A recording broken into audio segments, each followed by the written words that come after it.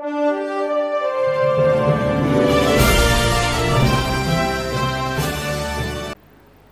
विदर्भवासियांनो, आपल्या आवडत्या विदर्भ मान्सून या यूट्यूब चॅनलमध्ये आज पुन्हा एकदा आपले खूप खूप स्वागत आहे.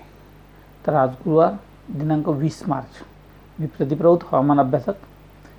तर आज सायंकाळनंतर विदर्भात खऱ्या अर्थानं वादळी पावसाचं आगमन होत आहे. आज जरी पावसाचं प्रमाण कमी असलं तरी आज मध्यरात्रीनंतर किंवा उद्या म्हणजे 21 तारखेला आणि 22 तारखेला या वादळी पावसाचं प्रमाण फार अधिक असेल आणि अनेक ठिकाणी विदर्भात, विशेषतः पूर्व विदर्भ म्हणजे ज्यामध्ये नागपूर, भंडारा, गोंदिया, चंद्रपूर, गडचिरोली, वर्धा हा जो भाग येतो, तर या पूर्व विदर्भामध्ये पावसाचं प्रमाण फार जास्त अधिक राहण्याची शक्यता आहे आणि वादळी वारे व विजांसह हा पाऊस राहू शकतो. तुलनेने पश्चिम विदर्भातील अमरावती, अकोला, बुलढाणा, वाशिम, यवतमाळ या भागात पावसाचं प्रमाण थोडं कमी राहील. बुलढाण्यात अतिशय कमी प्रमाण राहू शकते. अकोल्याच्या भागातही फार जास्त पावसाचं प्रमाण राहणार नाही, परंतु यवतमाळ आणि अमरावतीचा काही भाग सोबतच वाशिम जिल्ह्याचा काही भाग या भागात हा वादळी पाऊस काही अधिक प्रमाणात राहू शकतो पुढच्या 2 ते 3 दिवस.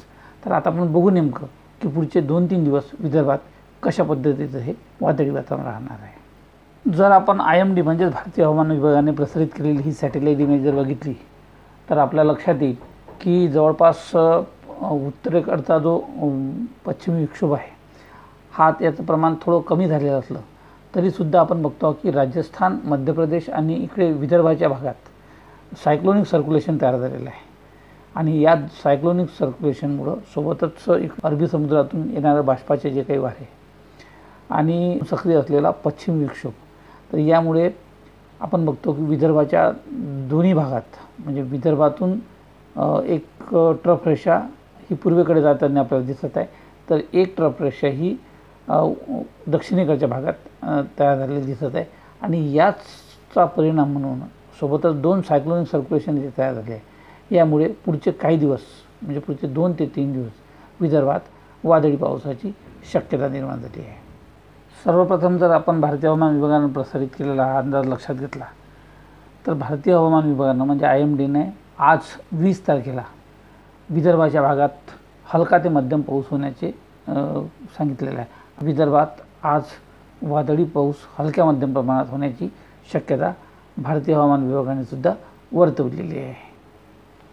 यानंतर जर आपण उद्याची स्थिती लक्षात घेतली तर भारतीय हवामान विभागाच्या अंदाजानुसार आपण बघतो की उद्या भारतीय हवामान विभागाने विदर्भात ऑरेंज अलर्ट दाखवलेला आहे. आपण बघतो की विदर्भाच्या भागात वादळी वाऱ्यासह ऑरेंज अलर्ट दाखवला आहे, म्हणजे जबरदस्त असा वादळी पाऊस विदर्भाच्या अनेक भागात उद्या दुपारनंतर, सायंकाळी किंवा रात्री उशिराच्या दरम्यान होऊ शकतो असं IMDचं म्हणणं आहे. आणि याच पद्धतीचा पाऊस होईल विशेषतः पूर्व विदर्भातील जे काही जिल्हे आहेत या जिल्ह्यामध्ये या वादळी स्वरूपाचा या वादळी पावसाचं प्रमाण अधिक राहू शकते असं भारतीय हवामान विभागाचं म्हणणं आहे. सोबतच आपण 22 तारखेलाही बघतो की 22 तारखेलाही भारतीय हवामान विभागाने विदर्भात पावसाचा ऑरेंज अलर्ट डिक्लेअर केलेला आहे. याचा अर्थ 22 तारखेलासुद्धा विदर्भाच्या अनेक भागात जबरदस्त असा वादळी पाऊस होऊ शकतो, विशेषतः पूर्व विदर्भाच्या अनेक भागामध्ये. तर 23 तारखेपासून आपण बघतो की 23 तारखेला पावसाचं प्रमाण कमी होईल. 23 तारखेला पाऊस राहील कमी अधिक प्रमाणात, परंतु ऑरेंज अलर्ट जो आहे तो 23 तारखेला दाखवलेला नाही. याचा अर्थ 23 तारखेपासून विदर्भातील पावसाचं प्रमाण हे कमी व्हायला सुरुवात होणार आहे. तर आता आपण नेमकं बघू की नेमकं विदर्भाच्या कोणत्या जिल्ह्यांमध्ये आणि कोणत्या भागामध्ये हा पाऊस कोसळणार आहे. तर आपण बघतो की जवळपास आज सायंकाळनंतर विदर्भाच्या अनेक भागात या वादळी पावसाला सुरुवात होऊ शकतो. आणि आपण बघतो की वादळी पावसाचा जोर जो आहे हा यवतमाळ जिल्ह्यातील उमरखेड वगैरे हा जो तालुका आहे, त्यासोबतच हिमायतनगरचा जो भाग असेल उमरखेड तालुका आहे, त्याच्या आजूबाजूचा परिसर त्यामध्ये पुसद असेल, सोबतच महागाव, माहूर, मोरचंदी, ढानकी, सोबतच हातगाव हा जो संपूर्ण परिसर आहे, त्यासोबतच आर्णी आहे, डेहनी आहे, त्यानंतर कॅप वगैरे हा जो भाग आहे, तर या भागांमध्ये आज सायंकाळनंतर वादळी पावसाच्या सरी होऊ शकतात अशी शक्यता आहे. सोबतच यवतमाळ जिल्ह्यातील यवतमाळ शहर असेल, त्यानंतर जोडमोहा आहे, कळंब तालुका आहे, त्यासोबतच उर्वरित जो आजूबाजूचा परिसर आहे यवतमाळ जिल्ह्याचा, ते त्यामध्ये आष्टी असेल, कळंब असेल, कोल्हापूरचा काही भाग आहे. तर याही भागात मध्यम ते जोरदार स्वरूपाचा वादळी पावसाच्या सरी आज होऊ शकते सायंकाळनंतर. सोबतच वर्धा जिल्ह्यातील वर्धेचा हा जो पुलगाव, देवडी, आष्टी, सोबतच सेलू वगैरे हा जो भाग आहे, तर या भागात वादळी पाऊस होऊ शकतो. सोबतच देवडी, वर्धा, पवनार, जामनी, त्यानंतर रिडोरा, आमगाव वगैरे जो भाग आहे, लाटगड आहे, या संपूर्ण भागामध्ये दुपारनंतर सायंकाळी किंवा रात्री उशिरापर्यंत वादळी वाऱ्यांसह हलक्या पावसाच्या सरी होऊ शकतात आणि हा पाऊस विजांसह कोसळू शकतो. तर अमरावती जिल्ह्याच्याही धामणगाव, चांदूर रेल्वे असेल, तिवशाचा काही थोडा क्वचित भाग, तर या भागामध्ये मध्यम स्वरूपाचा वादळी पाऊस होऊ शकतो. सोबतच तिकडे वरुड, मोर्शी वगैरे भागातही काही प्रमाणात या पावसाच्या सरी पडू शकतात. बुलढाणा आणि अकोल्याच्याही काही भागात तुरळक स्वरूपाच्या वादळी पावसाच्या सरी होण्याची शक्यता आज तरी सध्या दिसत आहे.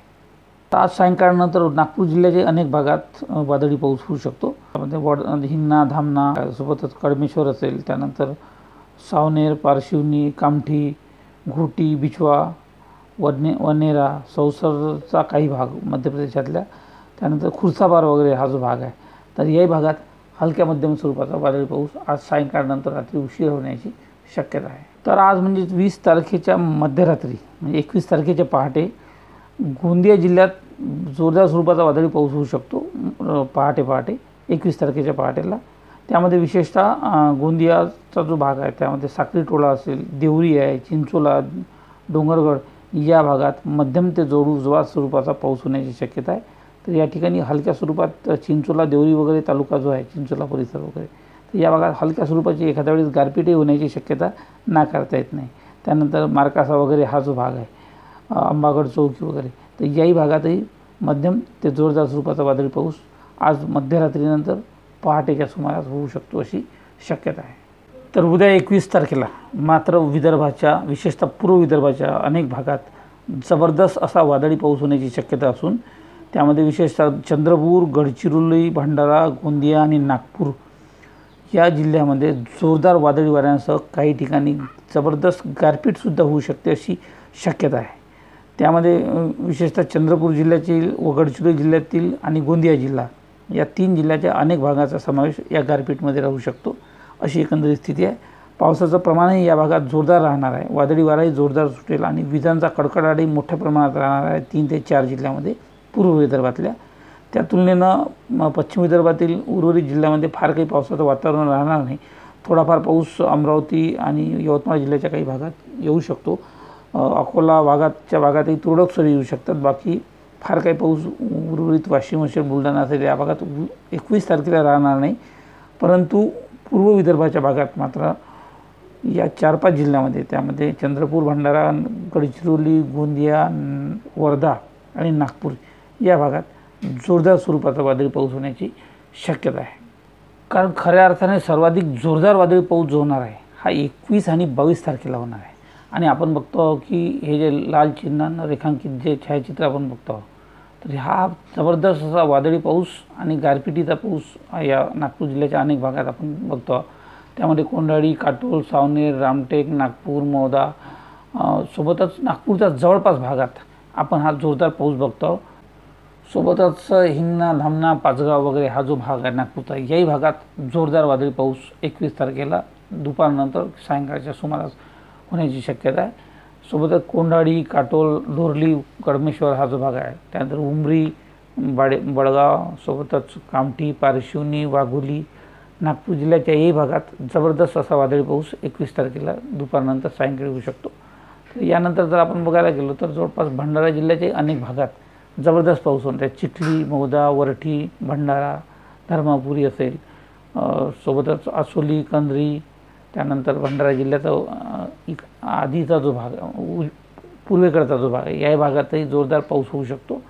तर भंडारा जिल्ह्याचा साकोली वगैरे जो तालुका आहे, अड्याळ आहे, त्यानंतर गोतनगाव आहे, सोबतच उर्वरित भाग जो आहे, तर या भागामध्ये जोरदार वादळी पाऊस होऊ शकतो. आपण बघतो की गोंदिया जिल्ह्यातही जोरदार वादळी पाऊस या दरम्यान होणार आहे. त्या गोंदियामध्ये गोरेगाव, गोंदिया, आमगाव, सांगजरी, सोबतच बाकीही तालुके जे गोंदिया जिल्ह्यात येतात त्या जिल्ह्यात शुक्रवारी 21 तारखेला दुपारनंतर जबरदस्त असा वादळी पाऊस आणि काही ठिकाणी गारपीटसुद्धा होण्याची शक्यता आहे. त्यामध्ये चिचघर असेल, बोडगाव असेल, कोळगाव आहे, संग्रहणी आहे, या संपूर्ण भागात देसाईगंज असेल, सोबतच गडचिरोली जिल्ह्याचाही हा जो काही भाग आहे, देसाईगंज, आरमोरी, सिंदेवाई, राजौली, त्यानंतर जो गडचिरोली शहर जे आहे त्यासोबतच मुरुमगाव असेल, कापसी असेल, चामोर्शी असेल, चंद्रपूरमधलं मूल असेल, सावली असेल, याही भागामध्ये जबरदस्त असा वादळी पाऊस आपल्याला शुक्रवारी 21 तारखेच्या सायंकाळपर्यंत भेटणार आहे. चंद्रपूर जिल्ह्यात आपण बघतो की जबरदस्त असा वादळी पाऊस व गारपीट होण्याची शक्यता आहे. चंद्रपूर, भाताळी, मोहर्ली, कुपवाडा वगैरे जो भद्रावती हा जो तालुका आहे, गुकुस रोड असेल, त्यानंतर मूल असेल, सावली तालुका असेल, राजुरा जो भाग आहे त्या राजुरा तालुक्यातही जोरदार स्वरूपाचा वादळी पाऊस या दरम्यान होऊ शकतो अशी शक्यता आहे.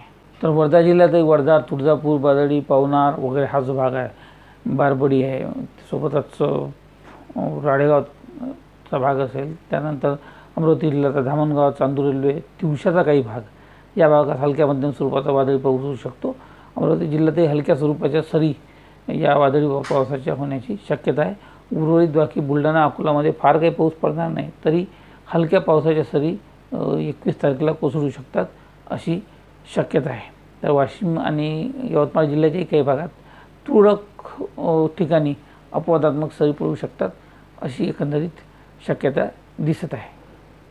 तर 22 तारखेलाही आपण बघतो की 22 तारखेला जवळपास पूर्व विदर्भातील नागपूर, भंडारा, गोंदिया, चंद्रपूर, गडचिरोली, सोबतच वर्धा, यवतमाळ, अमरावतीचा काही भाग, तर या भागासह पूर्व विदर्भात जोरदार तर पश्चिम विदर्भात तुरळक स्वरूपाचा वादळी पाऊस होऊ शकतो अशी एकंदरीत शक्यता आहे.